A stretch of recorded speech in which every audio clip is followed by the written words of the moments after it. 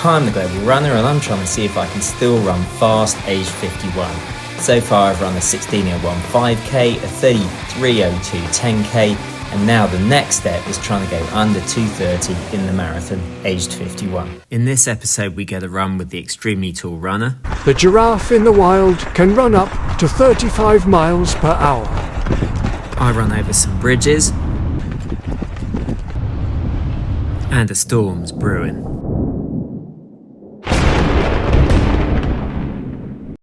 Okay, so there isn't actually a storm brewing, but I felt like I had to say something dramatic with that lightning footage that I caught.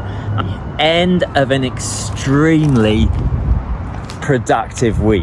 It's been 177 kilometers or 110 miles, whichever one you want. And I'm really happy with that. I'll put the stats up on the screen now. You can see it took me a lot of time to get that done. I was running nearly 2 hours a day, which is a lot. That's a lot of work, but I'm happy with it. One of the main thoughts and one of the main themes you're going to see throughout this week is eating. I mean, man, I could not eat enough food, no matter how much I tried. There were days there where I felt like I was in complete calorie deficit. And it's really important, I think, to make sure that you stay ahead of your eating when you're doing this much mileage. But let's have a look at Sunday and Thursday, which were super good sessions. Okay, so it's Sunday morning, earlier than anyone should be up really. I'm off for a long run. I wanted to do somewhere between 18 and 20 miles. It'd be nice to get to 20, but the extremely tall runner is doing a slightly shorter long run with some efforts in. So I'm going to try and look for some company and I'm going to go and join him.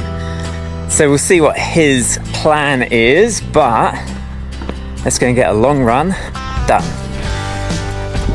So in the middle of this 20 miler, we did 40 minutes of 90 seconds hard and 5 minutes less hard. So there was no real recovery and it was quite difficult, but man, it was great running with a group. Listen to the encouragement. Last one, boys. Let's go.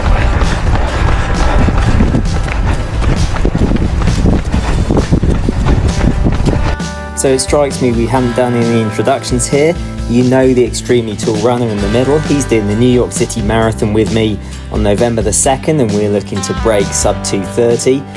In the cap on the left, we have the extremely new dad who is looking to run 2:29 in Chicago. And on the right, we have the barnstorming runner that some of you will remember from the Sun Run. So he ran 32 and change at the Sun Run and was obviously extremely happy with that performance. Here we went a bit wrong and we ended up doing our 90-second effort through the bushes, but you do what you have to, eh? And we fixed it and sorted it out and ended up with a really good run.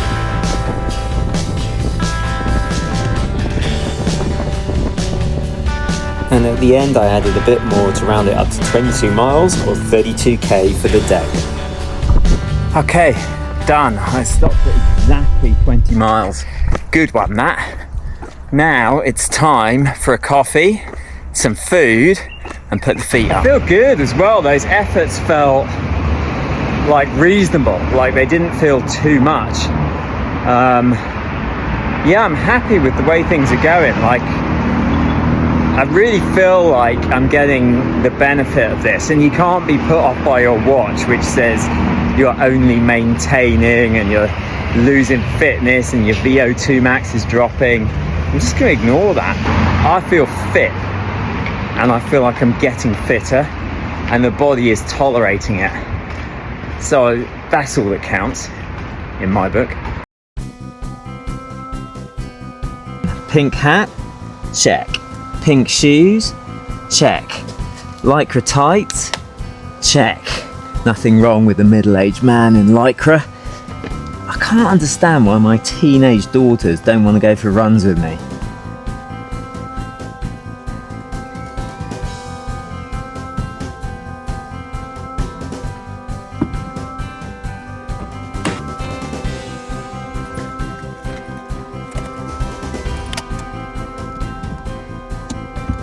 Okay, that was Sunday and we are now Thursday and we're a good, 100 or more kilometers further along the line in terms of how far we've gone.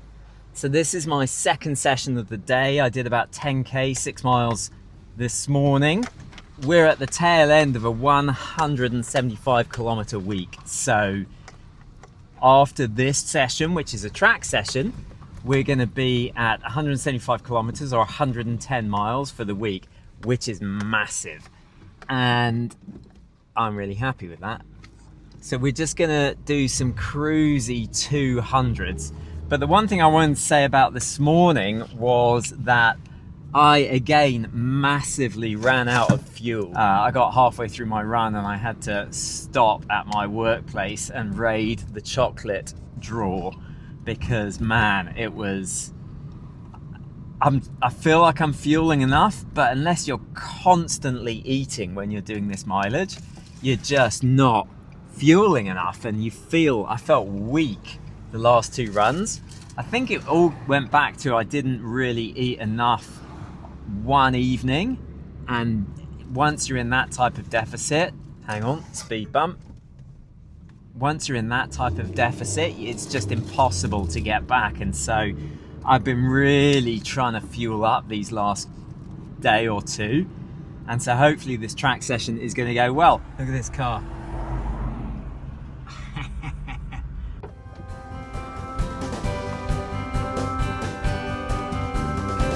Annoyingly, there's loads of people at the track on a glorious summer evening. I mean, who saw that coming? So we're going to do a bit of a warm-up and then just cruise some 200s. I'm going to stick on some Adios 9s just to get the real feel. So warm up. You probably can't hear these electricity wires buzzing, but they're properly buzzing. They buzz really loud, and it always reminds me of that scene from Seven at the end. Probably a bit macabre, but never mind. Okay, it is a glorious day, and we're going to change the shoes because the pink ones clash with the track. So we're going to change to some classic white with black stripes. These are the Adios 9. Proper speed shoes for a proper speed session. There's some fast looking dudes over there. Seem to be age doping though, I think. Just gonna hammer the calves there. The sorest part of the body, they're like super tight at the minute. But we'll get those sorted with a Tyson session tomorrow. Nice bit of physio.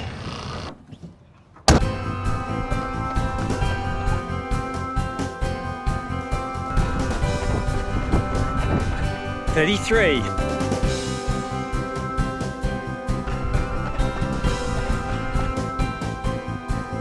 32. I feel strong. I feel good. I think that's the benefit of mileage is, alright, I haven't done much speed, but this first bit of speed feels good.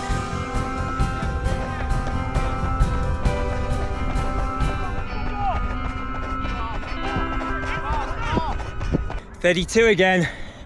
Found my rhythm.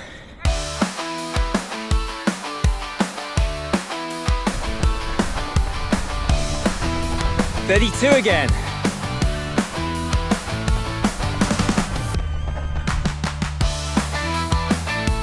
$31, that one. They're getting quite tough though. I need to relax a bit more. Worry less about the time. Ooh, that's 5. Is anyone counting?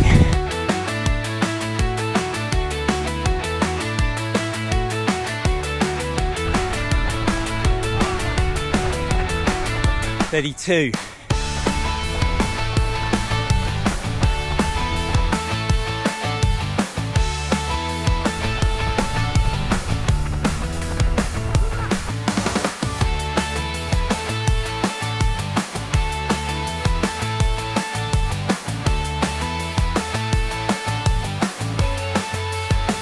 Look, this is the advantage of a manual car. No one can steal it. I accidentally left the window open. Who's going to steal it? No one can drive stick shift, as they call it, anymore. I might as well have left it like that.